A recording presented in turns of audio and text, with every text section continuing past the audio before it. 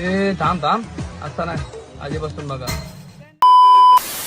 तर कसं आहे मित्रांनो, मी माझी मम्मी आणि माझी बहीण असं तिघजण मिळून आम्ही इनाम पटेल तर रानाकडे निघालो होतो बघा. त्याचं कारण म्हणजे ज्वारी पेरल्यापासून ज्वारी कशी उगवल्या ही बघायला आम्ही त्या रानात गेलोच नव्हतो. फायनली मग रानात आलो बघतोय तर ज्वारी मस्त अशी उगवली ती मित्रांनो. रानातली ज्वारी पकून झाल्यानंतर आम्ही घरी निघालो होतो. जात असताना मित्रांनो आपली गाडी चिखलात अडकली होती. तिला फायनली ढकलून बाहेर कशी तर काढली. तिथनं मग आपण बहिणीला सोडायला चाललो होतो बघा लेंडवे चिंचळला. ते म्हणजे सांगोलच्या पुढे वाडेगावच्या पुढे लेंडवे चिंचळ लागतं बघा, तिथं तिचं घर आहे. तिथं आल्यानंतर मग बहिणीला ओके मध्ये तिच्या घरी सोडलं आणि परत चालू सांगोला आल्यानंतर मित्रांनो आपलं शँडल तुटाव का नाही तेवढ्यात मग हे आजोबा दिसलं म्हणून म्हटलं मग बरं झालं शँडल तेवढं शिवून घेऊया. शिवून घेतल्यानंतर मग आपल्याला वेळचं लागणार सगळं सामान पण घ्यायचं. मग इथं होलसेल दर मध्ये भेटत असल्यामुळे इथनं शेव पापडी वगैरे सगळं घेतलं बघा. तिथनं परत आलो मॉल आल्यानंतर मित्रांनो आपल्याला मंचुरियनला लागणार सगळं सामान घ्यायचं होतं. मग काय इथनं रेड चिलीचं वगैरे कॅन घेतलं. तिथनं विनेगर वगैरे सगळं सामान घेतलं बघा.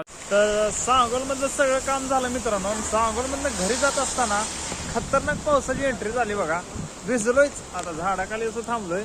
चला तुम्हाला पाऊस दाखवतो.